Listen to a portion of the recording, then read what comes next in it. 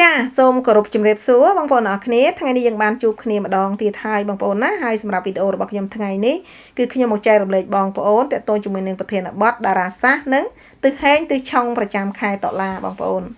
ដោយការពីប្រហែលថ្ងៃមុននេះបងប្អូនបានមើលរួចមកហើយតាក់ទងជាមួយនឹងការចែករំលែករបស់ខ្ញុំតាក់ទងជាមួយនឹងរាសីប្រចាំខែតុលាបងប្អូនណាដូច្នេះសម្រាប់បងប្អូនដែលបានមើលវីដេអូប្រចាំខែតុលាបងប្អូនដឹងហើយពីរាសីរបស់ខ្លួនឯងเนาะថានៅក្នុងខែ10នេះតើរាសីរបស់បងប្អូនមានលក្ខណៈបែបណាហេងដែរឬទេឆុងដែរឬទេណាហើយមានឱកាសអ្វីខ្លះហ្នឹងខ្ញុំជឿជាក់ថាបងប្អូនប្រកាសជាដឹងហើយសម្រាប់បងប្អូនដែលចង់ដឹងពីរាសីខ្លួនឯងហើយមិនទាន់បានមើលវីដេអូរាសីប្រចាំខែតុលាបងប្អូនអាចចូលទៅមើលនៅក្នុង Channel របស់ខ្ញុំបានណាពីព្រោះខ្ញុំបានផុសរួចរាល់ហើយតាក់ទងជាមួយនឹងរាសីប្រចាំខែតុលាហើយសម្រាប់ថ្ងៃនេះប្រធានបទនេះគឺខុសពីប្រធានបទមុនគឺយើងនិយាយអំពីតារាសាស្ត្រធម្មពលតារាសាស្ត្រប្រចាំខែតុលានិងទិសហេងទិសឆុងប្រចាំខែតុលាវិញម្ដងបងប្អូនណាដូច្នេះនៅក្នុងថ្ងៃនេះសម្រាប់បងប្អូនដែលចង់ដឹងថានៅក្នុងខែតុលានេះតើទិសណាខ្លះហេងទិសណាខ្លះឆុងណាហើយពាក់ព័ន្ធជាមួយនឹងធម្មពលតារាសាស្ត្រវិញថាតើនៅទិសណាមានតារាសាស្ត្រដែលល្អបង្គំគ្នាបង្កើនធម្មពលដែលអាចជួយឲ្យការងាររបស់បងប្អូនរីកចម្រើនណាជោគជ័យបើយើងប្រើប្រាស់នៅទិសនោះបងប្អូនអាចតាមដានជាមួយនឹងខ្ញុំបានបងប្អូនណាហើយប៉ុន្តែមុននឹងចូលដល់ប្រធានបទរបស់យើងថ្ងៃនេះខ្ញុំក៏សូមឲ្យបងប្អូនដែលមិនទាន់បានជួយ like និង subscribe នៅ Channel YouTube របស់ខ្ញុំបងប្អូនកុំភ្លេចណាជួយ like និង subscribe នៅ Channel YouTube របស់ខ្ញុំម្នាក់មួយផងបងប្អូនការពិតតាក់ទងជាមួយនឹងការដែលខ្ញុំតែងតែប្រាប់បងប្អូនឲ្យជួយ like ជួយ subscribe នៅ Channel YouTube របស់ខ្ញុំនេះមិនមានប្រយោជន៍ឲ្យដល់ខ្ញុំទេបងប្អូនពីព្រោះដូចខ្ញុំបានធ្លាប់បានជម្រាបរួចហើយសម្រាប់វីដេអូរបស់ខ្ញុំគឺខ្ញុំចែករំលែកដោយស្មោះត្រង់ដោយគុណធម៌ដោយខ្ញុំមិនចង់បានផលប្រយោជន៍ទេខ្ញុំអត់មានរកលុយពីវីដេអូអីដែលខ្ញុំចែករំលែកនឹងគឺអត់មានទេបងប្អូនណាប៉ុន្តែខ្ញុំគ្រាន់តែចង់ឲ្យបងប្អូនដែលចូលចិត្តតាមដានប៉ាជឺតាមដានហុងស៊ុយបើបងប្អូនជួយ like និង subscribe នៅ Channel របស់ខ្ញុំបងប្អូននឹងទទួលបាននូវវីដេអូថ្មីដែលខ្ញុំផុសតាក់ទងជាមួយនឹងវិជាប៉ាជឺនិងហុងស៊ុយនេះបន្តទៀតណាបាននេះថានៅពេលដែលបងប្អូនចុច like ហើយនៅពេលដែលវីដេអូខ្ញុំផុសទៅនឹងលោតដល់បងប្អូនមុនគេនឹងពាក់ព័ន្ធជាមួយនឹងការដែលខ្ញុំចេះតែណែនាំឲ្យបងប្អូន like និង subscribe សុំទោសជាប់មាត់ណាជួយ like នៅ Channel របស់ខ្ញុំបងប្អូនណាឥឡូវយើងងាកមកប្រធានបទរបស់យើងវិញបងប្អូនប៉ុន្តែមុននឹងចូលដល់ប្រធានបទហ្នឹងខ្ញុំសូមបន្ថែមតិចទៀតសម្រាប់បងប្អូនដែលមើលវីដេអូហើយបងប្អូនមានចម្ងល់ចង់សួរបន្ថែមណាតាក់ទងជាមួយនឹងប៉ាជឺហុងស៊ុយបងប្អូនកុំភ្លេចជួយចុច link នៅខាង comment ខាងក្រោមវីដេអូរបស់ខ្ញុំចូលទៅក្នុងក្រុម Telegram របស់ខ្ញុំបើបងប្អូនចូលទៅក្នុងក្រុម Telegram របស់ខ្ញុំបងប្អូននឹងទទួលបានព័ត៌មានល្អៗតាក់ទងជាមួយនឹងប៉ាជឺហុងស៊ុយជារៀងរាល់ថ្ងៃណារាសីប្រចាំថ្ងៃតារាសាស្ត្រប្រចាំថ្ងៃទិសល្អៗសម្រាប់បងប្អូនអង្គុយធ្វើការសមាធិប្រចាំថ្ងៃដើម្បីស្រូបទាញលាភសំណាងតាមក្បួនឈីមិនតិនជាណាវេលាលៀងសយវេលាធ្វើកតុនលាភពិសេសបងប្អូននឹងទទួលបានប្រតិទិនប្រចាំខែដែលខ្ញុំធ្វើចែកជូន free សម្រាប់បងប្អូនប្រើបានពេញមួយខែតែម្ដងបងប្អូនណាអញ្ចឹងបើបងប្អូនចង់បានព័ត៌មានទាំងអស់ហ្នឹងបងប្អូនអាចចុច link នៅក្នុង comment ខាងក្រោមវីដេអូដើម្បីចូលទៅក្នុងក្រុម Telegram ឥឡូវនេះយើងងាកមកប្រធានបទរបស់យើងវិញតាក់ទងជាមួយនឹងប្រធានបទថ្ងៃនេះគឺយើងនិយាយអំពីតារាសាស្ត្រនិងទិសហេងទិសឆុងប្រចាំខែតុលាបងប្អូនណាអញ្ចឹងពាក់ព័ន្ធជាមួយនឹងខែតុលានេះបើយើងរាប់តាមក្បួនប៉ាជឺគឺជាខែចហើយខែចនេះផងដែរនឹងចាប់មានឥទ្ធិពលពីថ្ងៃទី8តុលារហូតដល់ថ្ងៃទី7វិច្ឆិកាដូច្នេះតាក់ទងជាមួយនឹងធម្មពលតារាសាស្ត្រក៏ដូចជាធម្មពលទិសឆុងឬក៏ទិសហេងនឹងចាប់ផ្ដើមមានឥទ្ធិពលពីថ្ងៃទី8តុលានេះតទៅបងប្អូនណាអញ្ចឹងឥឡូវយើងមកមើលទាំងអស់គ្នាថាសម្រាប់ខែតុលានេះតើទិសណាខ្លះដែលហេងហើយទិសណាខ្លះដែលឆុងអញ្ចឹងទី1នេះយើងមើលទៅលើទិសឆុងប្រចាំឆ្នាំជាមុនសិនណាមុននឹងយើងមើលចូលដល់ទិសឆុងប្រចាំខែគឺយើងត្រូវតែដឹងទិសឆុងប្រចាំឆ្នាំជាមុនសិនសម្រាប់ខែឆ្នាំ2025សំទោសសម្រាប់ឆ្នាំ2025នេះគឺជាឆ្នាំម្សាញ់បងប្អូនអញ្ចឹងតាក់ទងជាមួយនឹងម្សាញ់បើយើងរាប់សប្តាហ៍ទាំង12នៅក្នុងក្បួនប៉ាជឺក៏ដូចជាក្បួនខ្មែរបានន័យថាម្សាញ់ឆុងជាមួយនឹងកុលបងប្អូនណាអញ្ចឹងតាក់ទងជាមួយនឹងឆ្នាំ2025នេះប្រសិនបើយើងមើលទៅលើទិសឆុងប្រចាំឆ្នាំគឺនៅទិសកុលហើយទិសកុលសួរថានៅទិសខាងណាបងប្អូនខ្លះប្រហែលជាដឹងប៉ុន្តែបងប្អូនខ្លះប្រហែលជាមិនដឹងណាសម្រាប់ទិសកុលគឺនៅទិសខាងជើងឈៀងខាងលិចសូនទី3ដែលយើងតែងតែហៅថាទិសខាងជើងឈៀងខាងលិច3បងប្អូនណាបើយើងរាប់អង្សាគឺនៅក្នុងចន្លោះអង្សាពី322.6ដល់ 37.5គឺជាទីតាំងដែលឆុងប្រចាំឆ្នាំណាគឺជាទីតាំងកុល បាទហើយកុលឆុងជាមួយនឹងម្សាញ់អញ្ចឹងទិសឆុងប្រចាំឆ្នាំនេះគ្រូខ្លះក៏ថាទិសបែកបាក់បងប្អូនណាទិសបែកបាក់ឬមួយក៏ទិសឆុងពិឃាតអីសាច់តែគាត់ទេប៉ុន្តែខ្ញុំហៅទិសឆុងប្រចាំឆ្នាំបន្ទាប់ពីយើងបានដឹងអំពីទិសឆុងប្រចាំឆ្នាំហើយបងប្អូនក៏ត្រូវតែដឹងទិសឆុង3ត្រួតឬយើងហៅថា Sri Killing ឬយើងហៅថាអីគេពិឃាត3ប្រចាំឆ្នាំផងដែរណាខ្ញុំជឿជាក់ថាបងប្អូនភាគច្រើនប្រកាសជាដឹងហើយសម្រាប់ទិសឆុង3ត្រួតឬយើងហៅថា Sri Killing ឬពិឃាត3ប្រចាំឆ្នាំនេះប៉ុន្តែខ្ញុំបន្ថែមតិចចោះព្រោះខ្លាយក្រៃលោកមានបងប្អូនខ្លះគាត់មិនធ្លាប់បានដឹងណាអញ្ចឹងនៅក្នុងឆ្នាំ2025បើយើងមើលទៅលើឆ្នាំគឺជាឆ្នាំម្សាញ់គឺជាត្រៃភាគីជាមួយនឹងឆ្លូវរកាបង្កើតជាធាតុមាសដូច្នេះនៅក្នុងឆ្នាំ2025នេះទិសឆុង3ត្រួតឬក៏ហៅថា Sri Killing ឬពិឃាត3ប្រចាំឆ្នាំគឺនៅទិសខាងកើតបងប្អូនណាពីព្រោះទិសឈើឆុងជាមួយនឹងទិសមាសអញ្ចឹងទិសខាងកើតមានសត្វអីខ្លះបងប្អូនដែលឆុងប្រចាំឆ្នាំគឺមាន3សត្វណាពិឃាត3ឬមួយយើងហៅថា Sri Killing ឬយើងហៅថាឆុង3ត្រួតនេះគឺឆុងអស់3សត្វបងប្អូនណាដូច្នេះនៅក្នុងឆ្នាំ2025នេះសត្វដែលឆុង3ត្រួតប្រចាំឆ្នាំគឺមានខាលថោះហើយនឹងរោងបានន័យថាទិសខាលទិសថោះនិងទិសរោងគឺជាទិសឆុង3ត្រួតប្រចាំឆ្នាំបើយើងរាប់ទៅលើអង្សាគឺចន្លោះ 52.6 ដល់122សំទោស 127.5 គឺទិសរោងណាអញ្ចឹងតកតងជាមួយនឹងឆុង3ត្រួតប្រចាំឆ្នាំនេះបើយើងមើលទៅលើសត្វគឺអស់3សូនដែរទិសខាងកើតបងប្អូនអញ្ចឹងសម្រាប់បងប្អូនដែលមានផ្ទះបែបមុខទៅកើតបងប្អូនគួរតែប្រុងប្រយ័ត្នណាខាងកើតខាងជើងឈៀងខាងកើតនិងខាងត្បូងឈៀងខាងកើត1សូន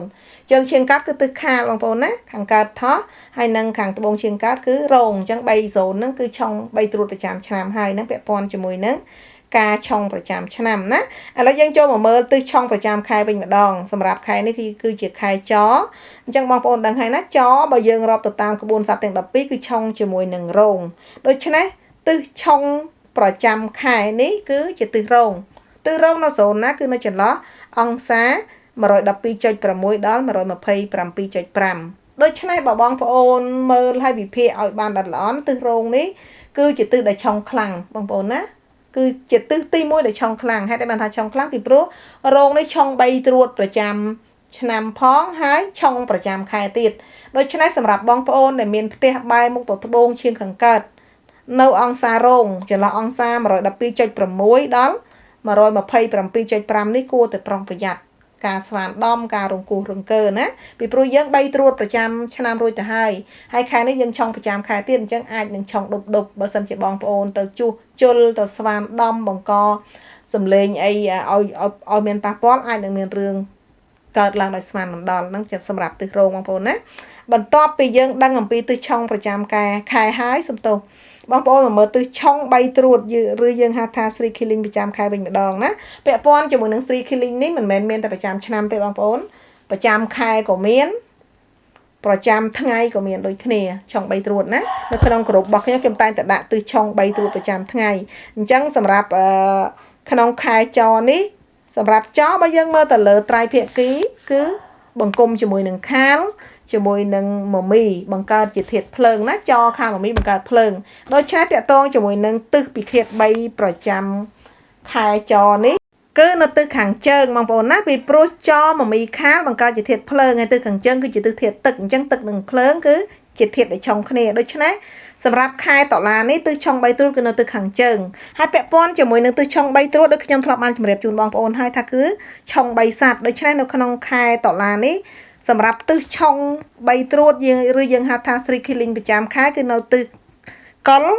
ទិសជូទៅនឹងទិសរោងណាបងប្អូនអញ្ចឹងនៅពេលដែលបងប្អូនឮថា Sri Killing នៅលើប្រចាំខែសំទោស Sri Killing ប្រចាំខែនៅទិសកុលទិសជូទិសរោងបងប្អូនអាចដឹងមួយទៀតហើយទិសដែលឆុងខ្លាំងប្រចាំខែនេះគឺនៅទិសអីបងប្អូនគឺនៅទិសកុលណា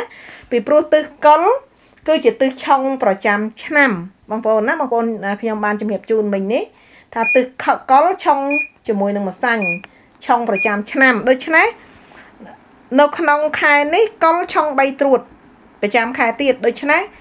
នៅទិសកុលគឺឆុងខ្លាំងដូចទិសរោងដូចគ្នាណារោង3ត្រួតប្រចាំឆ្នាំឆុងប្រចាំខែដល់តែកុល 3ត្រួតប្រចាំខែហើយឆុងប្រចាំឆ្នាំដូច្នេះសម្រាប់អ្នកដែលមានផ្ទះបែរទៅទិសខាងជើងឈៀងខាងលិចទី3ណានៅអង្សា322.6ដល់337.5ដែលជាទិសកុលនេះបងប្អូនក៏ត្រូវតែប្រុងប្រយ័ត្នដូចអ្នកដែលមានផ្ទះបែរមុខទៅរកទិសរោងដូចគ្នាពីព្រោះឆុងខ្លាំងដូចគ្នាណាអញ្ចឹងតកតងជាមួយនឹងទិសដែលឆុងខ្លាំងនៅក្នុងខែតុលានេះគឺមានខែទិសរោងហើយហ្នឹងទិសកុលណាបងប្អូនបន្ទាប់ពីនោះគឺមានទិសជូតឆុង3ត្រួតប្រចាំខែទិសឆ្លូវក៏ឆុង3ត្រួតប្រចាំខែដែរដូច្នេះបងប្អូនក៏គួរតែប្រុងប្រយ័ត្នដែរណាមិនគួរមានការស្វានដំមានការបង្កសម្លេងរំខានអីទេបងពីព្រោះកាលណាបងប្អូនមានការបង្កសម្លេងស្វានដំរង្គោះរង្គើនឹងអាចមានបញ្ហាកើតឡើងណាមានទិសជូតទិសឆ្លូវទិសខាទិសថោះទិសរោងអញ្ចឹងបើយើងមើលទៅលើខែតុលានេះ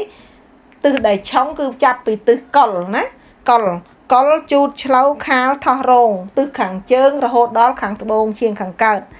ណាទាំងឆុង3ត្រួតប្រចាំឆ្នាំទាំងឆុង3ត្រួតប្រចាំខែទាំងទិសឆុងប្រចាំខែហ្នឹងយើងអត់គិតពីក្រែនដុកប្រចាំខែប្រចាំឆ្នាំផងបងប្អូនណាបើយើងគិតក្រែនដុកទៀតបងប្អូនគួរតែជៀសវាងទិសម្សាញ់មួយទៀតពីព្រោះទិសម្សាញ់គឺជាក្រែនដុកប្រចាំឆ្នាំណាបើថាទិសស្ដាច់ប្រចាំឆ្នាំហើយចំណែកឯទិសចក៏បងប្អូនគួរតែប្រុងប្រយ័ត្នដែរដូច្នេះនៅក្នុងខែនេះបើយើងនិយាយឲ្យវិភាគឲ្យល្អិតបានន័យថាទិសដែលគួរតែហាមមានការស្វានដំរង្គោះរង្គើគឺចាប់តាំងពីទិសចរហូតដល់ទិសម្សាញ់ណាចគឺជាទិសក្រែនដុកប្រចាំខែអញ្ចឹងទិសនេះក៏យើងគួរតែជៀសវាងក្នុងការស្វានដំប៉ះពាល់អីដែរបើយើងប៉ះពាល់ស្វានដំនៅចំទិសស្ដាច់សัตว์ប្រចាំខែប្រចាំឆ្នាំនេះធ្វើឲ្យយើងមានបញ្ហាណាបើមានឪពុកម្ដាយចាស់នៅក្នុងផ្ទះនឹងមានបញ្ហាសុខភាពដល់ពួកគាត់ហើយបើមិនអញ្ចឹងទេយើងអាចនឹងមានបញ្ហាជាមួយនឹងអ្នកមានអំណាចឬមួយក៏មនុស្សដែលមានអាយុច្រើនជាងយើងណានឹងទិសស្ដាច់សัตว์ប្រចាំឆ្នាំ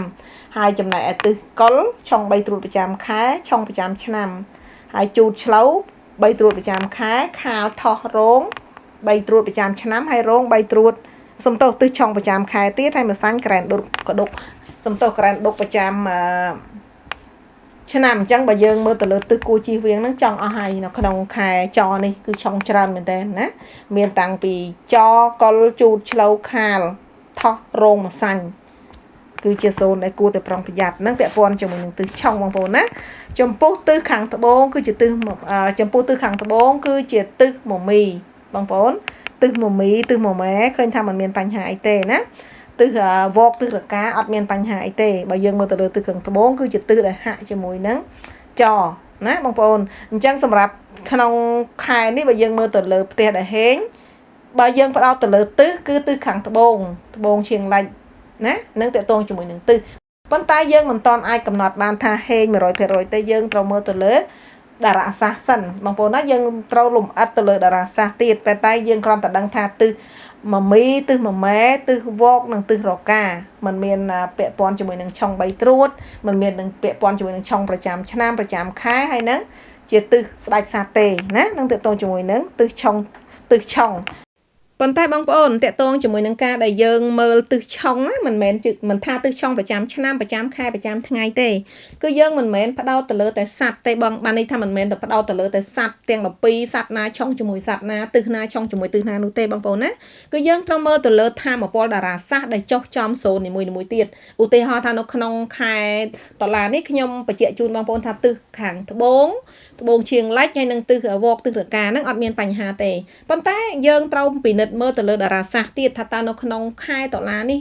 នឹងឆ្នាំ2025នេះនៅโซนដែលខ្ញុំបានជម្រាបជូនថាមិនមានការប៉ះទង្គិចហ្នឹងមានតារាសាស្ត្រអីអញ្ចឹង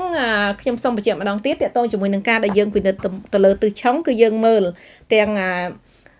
សัตว์បានថាទាំងការឆុងប៉ះទង្គិចរវាងសัตว์និងសัตว์នឹងធម៌ពលតារាសាស្ត្រផ្សំជាមួយគ្នាបងប្អូនណាទើបយើងអាចសន្និដ្ឋានបានថានៅទិសនីមួយៗតើមានធម៌ពលបែបណាឥឡូវយើងចូលមកមើលអំពីធម៌ពលតារាសាស្ត្រប្រចាំខែតុលាវិញម្ដងថាតើក្នុងខែនេះទិសណាខ្លះដែលមានតារាសាស្ត្រអីដែលចុះមកក្នុងទិសនីមួយៗបងប្អូនណាអញ្ចឹងតកតងជាមួយនឹងតារាងមួយនេះគឺខ្ញុំមានធ្វើជាលក្ខណៈ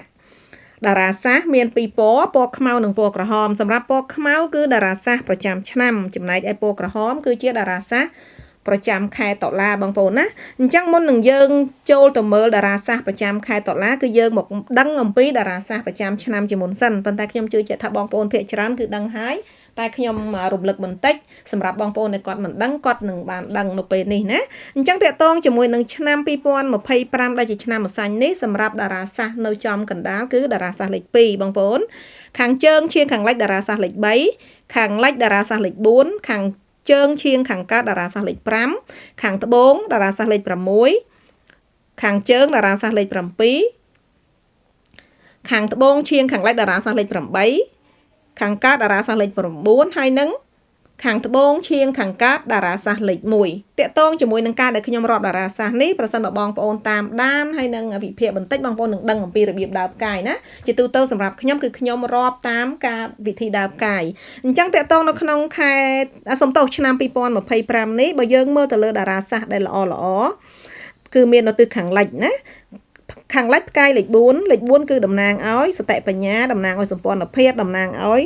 ការសិក្សារៀនសូត្រចំណេះដឹងជាដើមបងប្អូនណាចំណែកទិសខាងកើតគឺផ្កាយលេខ9ក៏ជាផ្កាយដែលល្អគឺជាផ្កាយដែលល្អខ្លាំងប្រចាំយុគ9ណាហើយក៏ប្រចាំឆ្នាំផងដែរផ្កាយលេខ9តំណាងឲ្យកិត្តិយសគេឈ្មោះណាភាពល្បីល្បាញលុយកាក់មាសប្រាក់ទ្រព្យសម្បត្តិការទំនាក់ទំនងអីផ្សេងខាងត្បូងឈៀងខាងកើតផ្កាយលេខ1តំណាងឲ្យសតិបញ្ញាតំណាងឲ្យមន្តស្នេហ៍សម្ព័ន្ធភាពតំណាងឲ្យការរៀនសូត្រហើយហ្នឹងពាក់ព័ន្ធជាមួយនឹងលុយកាក់ផងដែរបានហេតុល្អសុខភាពបងប្អូនណាលេខ6នៅទិសខាងត្បូងតំណាងឲ្យតំណែងតួនាទីឋានៈហើយនឹងសុខភាពលេខ8នៅទិសខាងត្បូងឈៀងខាងលិចតំណាងឲ្យលុយកាក់ទ្រព្យសម្បត្តិអញ្ចឹងបើយើងសម្លឹងមើលទៅលើតារាសាស្ត្រប្រចាំឆ្នាំដែលល្អប្រចាំឆ្នាំគឺមាននៅទិសខាងលិច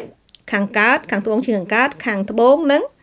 ទិសខាងត្បូងឈៀងខាងលិចគឺជាផ្កាយដែលល្អចោះចំសូនល្អបងប្អូនណាហើយបើយើងមើលទៅលើតារាសាស្ត្រប្រចាំខែវិញអញ្ចឹងខែប្រចាំខែដូចខ្ញុំជម្រាបជូនហើយគឺតារាសាស្ត្រពណ៌ក្រហមណា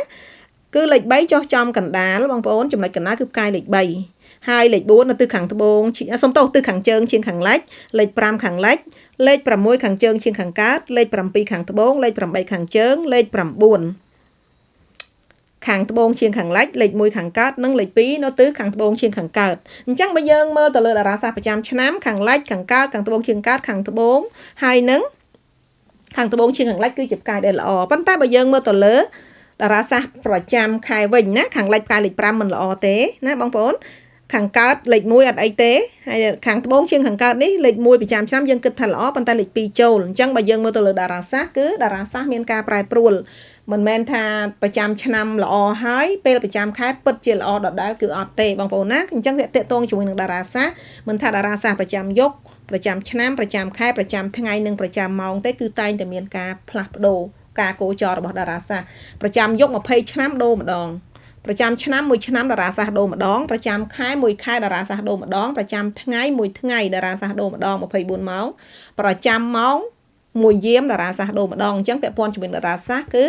មានការផ្លាស់ប្ដូរអញ្ចឹងបើយើងផ្ដោតទៅលើតារាសាស្ត្រនៅក្នុងខែតុលានេះគឺយើងឃើញថានៅចំចំណុចកណ្ដាលគឺមានផ្កាយលេខ2ប្រចាំឆ្នាំនិងផ្កាយលេខ3ប្រចាំខែបងប្អូនណា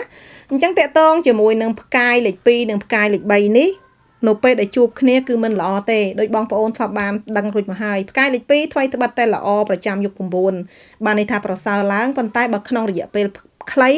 បានថាផ្កាយលេខ2នៅតែមានធម៌ពលអវិជ្ជមានដដែលគឺផ្កាយលេខ2នៅតែជាផ្កាយជំងឺចំណែកឯផ្កាយលេខ3គឺជាផ្កាយវិបត្តិផ្កាយចំនួនណាអញ្ចឹងតកតងជាមួយនឹងផ្កាយ2នេះនៅពេលដែលជួបគ្នាប្រសិនបើបងប្អូនមានការស្វាមដំមានការរង្គោះរង្គើធ្វើឲ្យមានការប៉ះពាល់ដល់ផ្កាយទាំងពីរនេះបងប្អូនអាចនឹងជួបបញ្ហាតកតងជាមួយនឹងចំនួនណាវិបត្តិផ្សេងហើយនឹងបញ្ហាសុខភាពផងដែរពិសេសប្រសិនបើនៅក្នុងផ្ទះមានមនុស្សស្រីវ័យចំណាស់ដែលជាម្ដាយជាជីដូនអីហ្នឹងអាចនឹងមានការប៉ះពាល់សុខភាពរបស់គាត់បងប្អូនណានេះគឺជាចំណុចកណ្ដាលផ្ទះចំណែកទិសខាងជើងឈៀងខាងលិចផ្កាយលេខ3ប្រចាំឆ្នាំហើយផ្កាយសំទោសផ្កាយអូខេលេខផ្កាយលេខ3ប្រចាំឆ្នាំនិងផ្កាយលេខ4ប្រចាំខែសម្រាប់ផ្កាយលេខ3បើយើងមើលទៅលើក្បួនគឺតំណាងឲ្យផ្គរបងប្អូនណាផ្គររន្ទះចំណែកផ្កាយលេខ4តំណាងឲ្យខ្យល់អញ្ចឹងនៅក្នុងទិសខាងជើងឈៀងខាងលិចនេះឃើញថាផ្គររន្ទះហើយនឹងខ្យល់ជួបគ្នាបើយើងនិយាយអំពីធម៌ពលគឺមិនល្អទេបងប្អូនណាតកតងជាមួយនឹងផ្កាយ2នេះជួបគ្នាគឺបង្កឲ្យមានបញ្ហាចំនួនភាពមិនស្មោះត្រង់ដែលយើងហៅថាការផាត់ក្បត់អីជាដើមបងប្អូនណាអញ្ចឹងបើសិនជានៅក្នុងខែតុលានេះបងប្អូនមានការជួសជុលស្វាមដំណា នៅទិសខាងជើងឈៀងខាងលិចមិនថាអ្នកដែលមានផ្ទះបែរមុខទៅជើងឈៀងលិចឬមួយក៏បងប្អូនជួសជុលនៅក្នុងโซนហ្នឹងទេផ្ទះបែរមុខទៅណាក៏ដោយឲ្យតែយើងមានការជួសជុលនៅโซนខាងជើងឈៀងខាងលិចនេះអាចប្រឈមនឹងបញ្ហាច្រើនទី1ទិសខាងជើងឈៀងខាងលិចគឺជាទិសស្ដេចសត្វប្រចាំខែទិសចទី2គឺជាទិសកុលបើប៉ះទិសកុលទិសឆុងប្រចាំឆ្នាំចំណែកឯទី3នៅក្នុង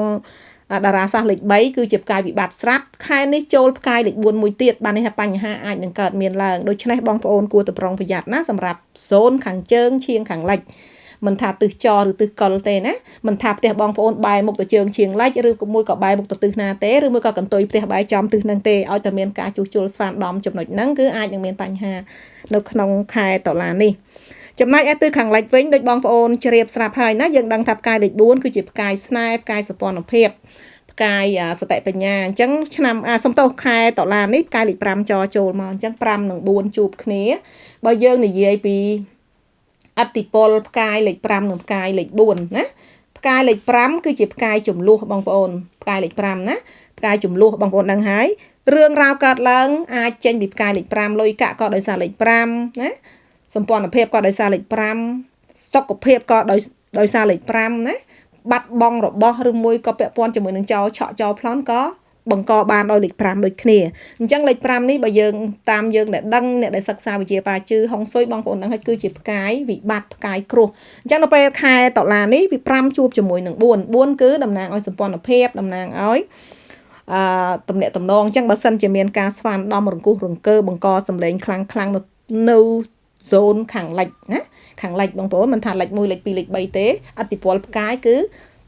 ឲ្យតែទិសខាងលិចនឹងអាចមានបញ្ហាពិសេសពាក់ព័ន្ធជាមួយនឹងរឿងសម្ព័ន្ធភាពប្តីប្រពន្ធណា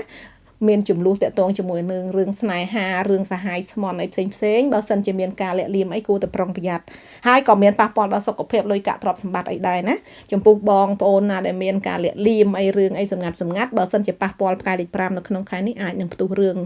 ឡើងគឺខ្ញុំផ្ដោតទៅលើរឿងសម្ព័ន្ធភាពអញ្ចឹងគួរតែប្រុងប្រយ័ត្នតាក់ទងជាមួយនឹងโซนខាងលិចដូចខ្ញុំបានជម្រាបជូនជើងឈៀងលិចដែរណាមិនមែនសំដៅទៅលើតែអ្នកដែលមានផ្ទះបែរមុខទៅលិចឬមួយក៏បែរកន្ទុយផ្ទះទៅលិចទេផ្ទះបែរមុខទៅទិសណាក៏ដោយឲ្យតែយើងប៉ះโซนហ្នឹងណាបើសិនជាថ្ងៃចៃដន្យថ្ងៃដែលយើងធ្វើចំថ្ងៃដែលមានតារាសាស្ត្រមិនល្អប្រចាំថ្ងៃប្រចាំម៉ោងចូលមកទៀតគឺធ្វើឲ្យបញ្ហាកាន់តែស្មុគស្មាញបងប្អូនណាអញ្ចឹងតាក់ទងជាមួយនឹងការជួសជុលការស្វានដំប្រសិនបើបងប្អូនមានករណីចាំបាច់បងប្អូនគួរតែរើសវេលាបានត្រឹមត្រូវជៀសវាងវេលាដែលបងប្អូនធ្វើមានផ្កាយមិនល្អចោចូលត្រួតមកទៀតនឹងធ្វើឲ្យយើងមានបញ្ហានឹងពាក់ព័ន្ធជាមួយនឹងទិសខាងលិចចំពោះទិសខាងជើងឈៀងខាងកើតបងប្អូនជ្រាបហើយណាខាងជើងឈៀងខាងកើតប្រចាំឆ្នាំគឺផ្កាយលេខ5ហើយផ្កាយលេខ5សុំតោខ្ញុំសូមបន្ថែមតិចទៀតពាក់ព័ន្ធជាមួយទិសខាងលិចបើផ្ដោតទៅលើសុខភាពអាចនឹងមានបញ្ហាទាក់ទងជាមួយនឹងសន្លាក់ណាឈឺសន្លាក់ដៃឈឺសន្លាក់ជើងឈឺសរសៃឬមួយក៏ពាក់ព័ន្ធជាមួយនឹងសរសៃប្រសាទជាដើមបងប្អូនណាបាននេះទាក់ទងជាមួយនឹងការឈឺក្បាលពាក់ព័ន្ធជាមួយនឹងសរសៃប្រសាទអញ្ចឹងបងប្អូនគួរប្រុងប្រយ័ត្នក្នុងការប៉ះពាល់ការស្វានដំនៅទិសខាងលិចឥឡូវយើងបន្តមកខាងជើងឈៀងខាងកើតខាងជើងឈៀងខាងកើតបងប្អូនដឹងហើយណាខាងជើងឈៀងខាងកើតលេខ5ប្រចាំឆ្នាំអញ្ចឹងពាក់ព័ន្ធជាមួយអតិពលផ្កាយលេខ5ខ្ញុំបានជម្រាបជូនមុននេះហើយណាហើយនៅក្នុងខែតុលានេះគឺផ្កាយលេខ6ចរចូលមកទៀតអញ្ចឹងពាក់ព័ន្ធជាមួយនឹងផ្កាយលេខ6និងផ្កាយលេខ5នេះបើយើងមើលទៅលើផ្កាយលេខ6គឺពាក់ព័ន្ធជាមួយនឹងផ្កាយតំណែងទូនាទីឋានៈណាអញ្ចឹងបើសិនជាបងប្អូនដែលមានឋានៈទូនាទីជាចវាយជាឋានៈដឹកនាំហើយបងប្អូនមានការប៉ះពាល់ស្វានដំនៅក្នុងទិសខាងជើងជាងខាងកើតនៅក្នុងខែតុលានេះអាចនឹងមានបញ្ហាទាក់ទងជាមួយនឹងតំណែងការងាររបស់បងប្អូនអញ្ចឹងបងប្អូនគួរតែប្រុងប្រយ័ត្នប៉ុន្តែសម្រាប់បងប្អូនដែលមិនមានទូនាទីការងារអីទេប៉ុន្តែបងប្អូនជាសាមញ្ញជនធម្មតាឬមួយក៏បងប្អូនរកស៊ីធម្មតាបើប៉ះពាល់កន្លែងហ្នឹងក៏មានបញ្ហាទាក់ទងជាមួយនឹងច្បាប់ទាក់ទងជាមួយនឹងអ្នកមានអំណាចផងដែរណាគួរតែប្រុងប្រយ័ត្នទិសជើងឈៀងកើតនេះគឺមិនល្អទេបងប្អូននឹងមានបញ្ហាស្មុគស្មាញច្រើនណាបើសិនជាយើងប៉ះពាល់ទិសឆុងហើយពាក់ព័ន្ធជាមួយនឹងសុខភាពអាចនឹងពាក់ព័ន្ធជាមួយនឹងការឈឺក្បាលខ្លាំងឈឺខ្នងឬមួយក៏ពាក់ព័ន្ធជាមួយនឹងពុះវៀនរបស់យើងណាអញ្ចឹងបងប្អូនគួរតែប្រុងប្រយ័ត្នពីព្រោះបងប្អូនជ្រាបហើយខាងជើងឈៀងខាងកើតនេះបើផ្ដោតលើខែទិសឆ្លូវឆុង3ត្រួតប្រចាំខែខាល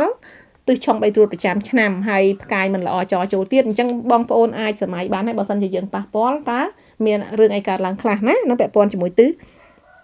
ខាងជើងជាងខាងកើត បន្តមកទៀតគឺទិសខាងត្បូងបងប្អូនសម្រាប់ទិសខាងត្បូងប្រចាំឆ្នាំគឺល្អគឺផ្កាយលេខ6តំណែងឋានៈទូនាទីណាសុខភាពប៉ុន្តែនៅក្នុងខែ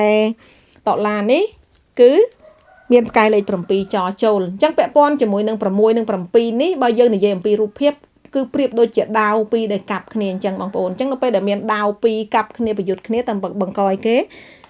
បង្ករបួសស្នាមបង្កបញ្ហាណាអញ្ចឹងតកតងជាមួយនឹងអត្តន័យគឺតកតងជាមួយនឹងចំនួនអញ្ចឹងនៅក្នុងខែតុលានេះសម្រាប់ទិសខាងត្បូងក៏មិនអំណោយផលដែរថ្មីត្បិតតែខ្ញុំបានបញ្ជាក់ជូនថាទិសខាងត្បូងគឺជាទិសមមីហាក់ជាមួយនឹងទិសចប៉ុន្តែបើយើងមើលទៅលើធម៌ពលតារាសាស្ត្រគឺមិនល្អទេបងប្អូនណាបងប្អូនអាចអង្គុយធ្វើកិច្ចការងារធម្មតាបាននៅទិសខាងត្បូងពាក់ព័ន្ធជាមួយនឹងការងារដែលជាការងារដែលតកតងជាមួយនឹងការនិយាយការសម្ដែងណាប៉ុន្តែបងប្អូនកុំប៉ះពាល់ទិសហ្នឹងជាទូទៅសម្រាប់ផ្កាយប្រសិនបើយើងគ្រាន់តែអង្គុយដើម្បីធ្វើកិច្ចការងារធម្មតាមិនមានផលប៉ះពាល់អីទេជៀសវាងកុំទៅរង្គោះទៅដំទៅបង្កសម្លេងដូចដាស់អញ្ចឹងបងប្អូនដូចគេកំពុងដីលក់ឲ្យយើងទៅដាស់អញ្ចឹងបើសិនកាលណាយើងដាស់គេពេលគេដាស់មកគេកាចពីព្រោះផ្កាយលេខ7នេះបងប្អូនដឹងហើយបើយើងនិយាយអំពីគុណសម្បត្តិផ្កាយលេខ2ល្អសម្រាប់តកតងជាមួយនឹងការនិយាយណាប៉ុន្តែបើយើងនិយាយគុណវិបត្តិវិញផ្កាយលេខ2នេះគឺសំទោសផ្កាយលេខ7នេះគឺតំណាងឲ្យការឆក់ប្លន់បាត់បង់របស់ជ្រុះរបស់អីជាដើមណាអញ្ចឹង6និង7នេះជួបគ្នាអាចនឹងមានបញ្ហាចំនួនអាចបង្ករបួសស្នាមណាតែបើបងប្អូនអង្គុយធ្វើការធម្មតាហើយបងប្អូនប្រឹងប្រែងបន្តិចអាចនឹងសម្រេចការគម្រោងការងាររបស់បងប្អូននៅក្នុងទិសនេះផងដែរបងប្អូនណាហើយបន្ទាប់មកទៀតគឺទិសខាងជើងបងប្អូនទិសខាងជើងសម្រាប់ទិសខាងជើងគឺផ្កាយលេខ7ប្រចាំឆ្នាំអញ្ចឹងផ្កាយលេខ7ដូចខ្ញុំបានជម្រាបជូនហើយណាលេខ7តំណាងឲ្យការនិយាយការសម្ដែងចេញតាក់ទងជាមួយនឹងការងារពាក់ព័ន្ធជាមួយនឹងការធ្វើការអនឡាញការ live អីក៏ល្អដែរបើយើងនិយាយពីគុណសម្បត្តិកុំឲ្យតែយើងប៉ះពាល់គេណាអញ្ចឹងនៅក្នុងខែតុលានេះមានផ្កាយលេខ8ចចូលមកទៀតអញ្ចឹងលេខ8បើយើងមើលទៅលើធាតុលេខ8ធាតុដីលេខ7គឺធាតុមាសអញ្ចឹងដីក៏កើតមាសធម្មពលចូលនៅក្នុងទិសខាងជើងខែនេះបើយើងមិនប៉ះពាល់មិនស្វានដំទេគឺហេងតាក់ទងជាមួយនឹងការងារពាក់ព័ន្ធជាមួយនឹងការងារដែលយើងធ្វើបង្ហាញជាសាធារណៈណាហើយនឹងពាក់ព័ន្ធជាមួយនឹងលុយកាក់ទ្រព្យសម្បត្តិបងប្អូនណាហើយមួយទៀតបើសិនជាបងប្អូនធ្លាប់មានក្តីសម័យអីមួយហើយមិនទាន់សម្រេចអាចបន្តអង្គុយនៅទិសខាងជើងនឹងធ្វើកិច្ចការងាររបស់បងប្អូនអាចនឹងសម្រេចណានៅក្នុងខែតុលានេះសម្រាប់โซนខាងជើងពីព្រោះផ្កាយនេះគឺបញ្ជាក់ថាយើងអាចនឹងហេងអាចនឹងល្អអាចនឹងសម្រេចនៅក្តីសម័យយើងដែលយើងមិនទាន់បានសម្រេចផងដែរណាហើយមួយទៀតបើយើងផ្ដោតទៅលើសម្ព័ន្ធភាពសម្រាប់លេខ7និងលេខ8នេះគឺតំណាងឲ្យស្នេហាយុវវ័យស្នេហាក្មេងៗណាពីព្រោះលេខ7និងលេខ8គឺជាក្មេងប្រុសនិងក្មេងស្រីជួបគ្នាបងប្អូនណានឹងសម្រាប់ទិសខាងជើងបន្ទាប់មកទៀតទិសខាងត្បូងឈៀងខាងលិចខាងត្បូងឈៀងខាងលិចខែនេះល្អខ្លាំងបងប្អូនអញ្ចឹងយើងអាចសរុបបានហើយសម្រាប់ខែនេះផ្ទះដែលបែរមុខឬមួយក៏បែរកន្ទុយផ្ទះទៅត្បូងឈៀងខាងលិចគឺហេងខ្លាំងបងប្អូនណាពីព្រោះនៅទិសខាងត្បូងឈៀងខាងលិចអត់មានឆុងប្រចាំខែទេបើយើងមើលទៅលើសัตว์ឆុងប្រចាំខែហើយសម្រាប់តារាសាស្ត្រវិញណាខាច់លេខ8ប្រចាំឆ្នាំនិងលេខ9ប្រចាំខែតាក់ទងជាមួយនឹងធម៌ពលផ្កាយលេខ8ដែលខ្ញុំបានជម្រាបជូនហើយគឺពាក់ព័ន្ធជាមួយនឹងលុយកាក់ទ្រព្យសម្បត្តិណាភាពរីកចម្រើនហើយចំណែកលេខ9តាក់ទងជាមួយកិត្តិយសគេឈ្មោះល្បីល្បាញដូច្នេះនៅក្នុងខែតុលានេះផ្កាយពីរនេះជួបគ្នានៅទិសខាងត្បូងឈៀងខាងលិចគឺល្អខ្លាំងបងប្អូនណាបងប្អូនដែលមានផ្ទះបែរមុខត្បូងឈៀងលិចនៅក្នុងខែនេះអាចនឹងរកវេលាឲ្យល្អហើយធ្វើកតុនលាភគោះនៅមុខផ្ទះឲ្យបាន1ម៉ោង2ម៉ោងបងប្អូននឹងហេងខ្លាំងបើយើងមើលទៅលើទិសខាងត្បូងឈៀងខាងលិចណាប៉ុន្តែកតុយផ្ទះឆុងណាខាងជើងឈៀងខាងកើត6 5ជួបគ្នាអញ្ចឹងហាមប៉ះពាល់នៅទិសខាងជើងឈៀងខាងកើតដែលជាកន្ទុយផ្ទះតែខាងត្បូងឈៀងខាងលិចអត់បញ្ហាអីទេហើយសម្រាប់ផ្ទះទូទៅក៏ដូចគ្នាដែរโซนខាងត្បូងឈៀងខាងលិចនេះក៏ល្អខ្លាំងដែរណាបើយើងធ្វើអីមួយឬមួយក៏អង្គុយធ្វើការនៅកន្លែងហ្នឹងឃើញថាហេងអាចនឹងស្រូបធម៌ពលល្អៗពីតារាសាស្ត្រលេខ9និងលេខ8ដែលជួបគ្នាបងប្អូននៅក្នុងខែតុលានេះណាបាននេះល្អខ្លាំងបន្ទាប់មកទៀតគឺទិសខាងកើតបងប្អូនទិសខាងកើតលេខ9ប្រចាំឆ្នាំលេខ9តំណាងឲ្យកិត្តិយសគេឈ្មោះភាពល្បីល្បាញណាលុយកាក់ទ្រព្យសម្បត្តិលេខ1តំណាងឲ្យសតិបញ្ញាអញ្ចឹងឃើញថាលុយកាក់ទ្រព្យសម្បត្តិមុនស្នេហ៍ដែរហើយលេខ1 9នេះខំបូថិន10ទៀតអញ្ចឹងឃើញថាល្អខ្លាំងបើយើងមើលទៅលើតារាសាស្ត្របង្គំរវាងតារាសាស្ត្រប្រចាំឆ្នាំនិងតារាសាស្ត្រប្រចាំខែចំពោះទិសខាងកើត បងប្អូនអាចអង្គុយធ្វើការធម្មតាបានណាតែកុំប៉ះពាល់កុំស្វានដំពីព្រោះបងប្អូនដឹងហើយទិសខាងកើតគឺជាទិសឆុង3ត្រួតប្រចាំឆ្នាំបើសិនជាយើងធ្វើការស្វានដំធ្វើការជួសជុលបង្កសម្លេងថ្មីត្បិតតារាសាស្ត្រល្អក៏ដោយណាក៏បងប្អូននៅតែមានបញ្ហាកើតឡើងហើយបញ្ហាទាក់ទងជាមួយកិត្តិយសគេឈ្មោះទាក់ទងជាមួយសម្ព័ន្ធភាពទាក់ទងជាមួយលុយកាក់អីជាដើមអញ្ចឹងសម្រាប់លេខ9និងលេខ1នេះល្អបើយើងមើលទៅលើតារាសាស្ត្រប៉ុន្តែចុះនៅទិសមិនល្អប្រចាំឆ្នាំហេតុនេះហើយបងប្អូនគួរតែប្រុងប្រយ័ត្នណាចំពោះចុងក្រោយគឺទិសខាងត្បូងឈៀងខាងកើតលេខ1ល្អប្រចាំឆ្នាំប៉ុន្តែលេខ2នេះគឺផ្កាយជំងឺអញ្ចឹងសម្រាប់លេខ2ជាធាតុដីលេខ1ជាធាតុទឹកលេខ1ជាទឹកថ្លាបងប្អូនប៉ុន្តែពេលដីចូលមកអាចបង្កើតជាផុកអញ្ចឹងបានន័យថាធម្មពលតារាសាស្ត្រលេខ1ក៏ចុះថយទៅតាមនឹងដែរមិនល្អដូចប្រចាំឆ្នាំទេអញ្ចឹងនៅក្នុងខែនេះសម្រាប់ទិសខាងត្បូងឈៀងខាងកើតបើមានការប៉ះពាល់ស្វានដំរង្គោះរង្គើណាអាចនឹងមានបញ្ហាទាក់ទងជាមួយនឹងសុខភាពបងប្អូនគួរតែប្រុងប្រយ័ត្នណាសុខភាពពាក់ព័ន្ធជាមួយនឹងក្នុងពោះរបស់យើងដូចជាមានការឈឺក្រពះអាសាហើមពុះអីជាដើមហើយខ្ញុំសូមជម្រាបជូនចំណុចមួយទៀតចំពោះโซนដែលមានផ្កាយលេខ1និងលេខ2នៅក្នុងផ្ទះរបស់យើងមិនថាផ្កាយនឹងជាផ្កាយទឹកផ្កាយភ្នំផ្កាយបាត់ផ្ទះផ្កាយយកឬមួយក៏ផ្កាយប្រចាំឆ្នាំប្រចាំខែទេប្រសិនបើវេលាណាដែលមិនល្អហើយមានទិសឆុងបន្ថែមទៀតហើយបងប្អូនមានការជួសជុលស្វានដំចំโซนដែលមានផ្កាយនេះណាហើយមានសមាជិកក្រុមគ្រួសារយើងមានទម្ងន់យើងអាចនឹងមានបញ្ហារលូតបិទបងប្អូនគួរតែប្រុងប្រយ័ត្នកន្លែងនេះបងប្អូនណាខ្ញុំមិនដឹងថាបងប្អូនដែលកំពុងតែមើលវីដេអូខ្ញុំនេះបងប្អូនធ្លាប់ដឹងនៅលើចំណុចហ្នឹងដែរឬទេបងប្អូនណាការដែលខ្ញុំលើកចំណុចនេះយកមកជម្រាបនៅក្នុងខែនេះពីព្រោះក្នុងខែនេះទិសត្បូងឈៀងកើតគឺឆុង3ត្រួតប្រចាំឆ្នាំហើយបើយើងមើលទៅលើទិសត្បូងឈៀងកើតទិសរោងគឺឆុងប្រចាំខែទៀតហើយមានផ្កាយពីរនេះជួបគ្នាទៀតទៅខ្ញុំលើកយករឿងនេះមកជម្រាបជូនបងប្អូនទាំងអស់គ្នាណាអញ្ចឹងបងប្អូនគួរប្រុងប្រយ័ត្នបញ្ជាក់ណាមិនមែនតែផ្កាយប្រចាំខែប្រចាំឆ្នាំទេឲ្យតែមានផ្កាយពីរនេះជួបគ្នាមិនថាផ្កាយបាតផ្ទះផ្កាយប្រចាំយុគយើងហៅថា Besta ហើយនឹងផ្កាយប្រចាំខែប្រចាំឆ្នាំដែលជួបគ្នាទេគួរតែប្រុងប្រយ័ត្នពិសេសបើសិនផ្កាយនេះនៅចំโซนមិនល្អដូចជាឆ្នាំនេះណាឆុង3ត្រួតប្រចាំឆ្នាំក្រែនដុកប្រចាំឆ្នាំហើយនឹងឆុងប្រចាំខែទៀតអញ្ចឹងគឺហានិភ័យខ្ពស់ណាស់ប្រសិនបើមានការស្វានដំរង្គោះរង្គើនៅលើโซนមួយនេះបងប្អូនណាគួរប្រុងប្រយ័ត្នឲ្យបានខ្ពស់អរគុណច្រើនបងប្អូនណាសម្រាប់ការចែករំលែកទាក់ទងជាមួយនឹងធម្មពលតារាសាស្ត្រប្រចាំខែគឺចប់ត្រឹមទិសខាងត្បូងឈៀងខាងកើតនេះហើយប៉ុន្តែខ្ញុំសូមជម្រាបជូនបងប្អូនទាំងអស់គ្នាឲ្យបានជ្រាបថាសម្រាប់ធម្មពលតារាសាស្ត្រដែលចុះមិនល្អចំពោះទិសផ្ទះរបស់បងប្អូនណាឧទាហរណ៍ថាបងប្អូនមានផ្ទះឆុងហើយបងប្អូនត្រូវការជួសជុលឆុងកតុយផ្ទះឆុងមុខផ្ទះឬមួយក៏កន្លែងណាមួយដែលបងប្អូនចង់ជួសជុលមានតារាសាស្ត្រមិនល្អឬក៏ទិសឆុងប្រចាំខែប្រចាំឆ្នាំប្រចាំថ្ងៃណាបងប្អូន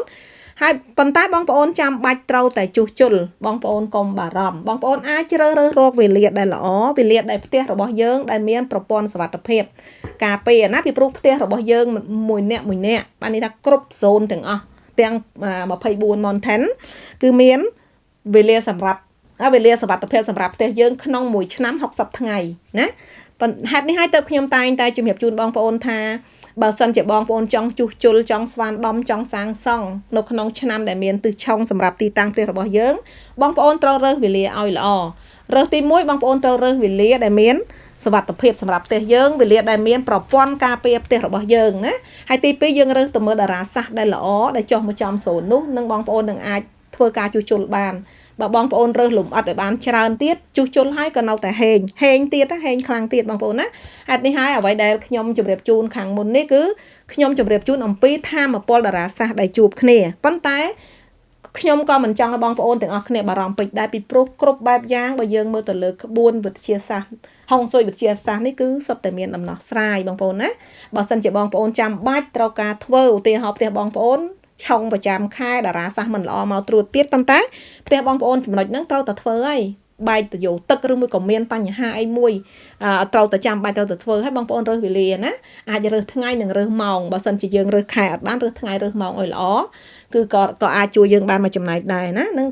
អ្វីដែលខ្ញុំជម្រាបជូននេះគឺចង់ជម្រាបជូនថាកុំឲ្យបងប្អូនព្រួយបារម្ភពីព្រោះផ្ទះរបស់យើងម្នាក់โซนទីតាំងផ្ទះរបស់យើងម្នាក់គឺមានវេលាប្រព័ន្ធសុវត្ថិភាពការពារមួយឆ្នាំតតែ60ថ្ងៃអញ្ចឹងយើងអាចជ្រើសរើសវេលាដែរផ្ទះយើងមានសុវត្ថិភាពបាន អរគុណបងប្អូនអ្នកនរគ្នាណាហើយសម្រាប់តាមដានវីដេអូរបស់ខ្ញុំពីដើមដល់ចប់ខ្ញុំសង្ឃឹមថាវីដេអូមួយនេះអាចជួយជាចំណេះដឹងខ្លះៗដល់បងប្អូនអ្នកនរគ្នាឲ្យបានដឹងដើម្បីការពារប្រុងប្រយ័ត្នបញ្ជៀសនៅអ្វីដែលនឹងអាចកើតឡើងមិនល្អណាហើយចំពោះបងប្អូនដែលមានបំណងចង់ឆែករាសីបងប្អូនដែលមានបំណងចង់រើសវេលាមង្គលដូចជាវេលាភ្ជាប់ពាក្យវេលារៀបការវេលាសាងសង់ផ្ទះវេលាឡើងផ្ទះវេលាកែសម្ផស្សឬមួយក៏វេលាសម្រាលបុត្រឬមួយក៏បងប្អូនចង់រៀបចំហុងស៊ុយផ្ទះរៀបចំហុងស៊ុយកន្លែងរកស៊ីជាដើមបងប្អូនចាប់អារម្មណ៍ចង់តាក់ទងប្រឹក្សាជាមួយខ្ញុំបងប្អូនអាចតាក់ទងជាមួយខ្ញុំបានតាមលេខទូរស័ព្ទដែលខ្ញុំដាក់នៅក្នុងអេក្រង់វីដេអូមួយនេះបងប្អូនណាទាំងទូរស័ព្ទទាំង Telegram ខ្ញុំប្រើលេខតែមួយទេមួយទៀតបើបងប្អូនមិនចង់តាក់ទងខ្ញុំតាមទូរស័ព្ទឬ Telegram បងប្អូនអាចចុច link នៅក្នុង comment ខាងក្រោមវីដេអូចូលទៅក្នុងក្រុមបងប្អូននឹងបានជួបខ្ញុំនៅក្នុងក្រុមហើយខ្ញុំក៏សូមអធិស្ឋានផងដែរសម្រាប់ comment នៅក្នុង YouTube ខ្ញុំអត់សូវបានមើលទេអញ្ចឹងបើមានការឆ្លើយតបយឺតយ៉ាវសូមអធិស្ឋានតែបើបងប្អូនចង់លឿនបងប្អូនចូលក្រុមនឹងជួបខ្ញុំបងប្អូនណាអរគុណបងប្អូនជូនពរសំណាងល្អសុខភាពល្អហេងហេងទាំងអស់គ្នាណាយើងនឹងជួបគ្នានៅវីដេអូក្រោយទៀតតាក់ទងជាមួយនឹងការចែករំលែករបស់ខ្ញុំពាក់ព័ន្ធជាមួយនឹងវិជាប៉ាជឿនឹងហុងស៊ុយអរគុណបាយបាយ